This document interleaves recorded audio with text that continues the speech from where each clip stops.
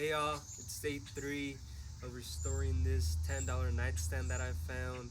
Yesterday we were able to get everything painted, so all we have to do today is get it assembled.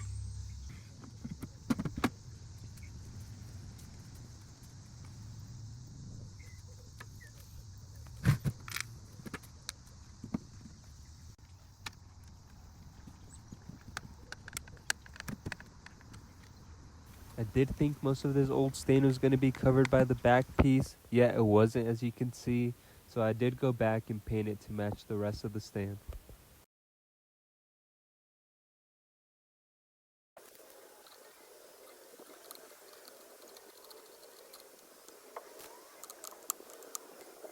Just finished installing these handles, which I think really makes the piece come together. It was a pretty quick process. I sanded it and then I painted it.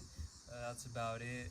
Now all I have to do is stage it and then list it on a few different sides.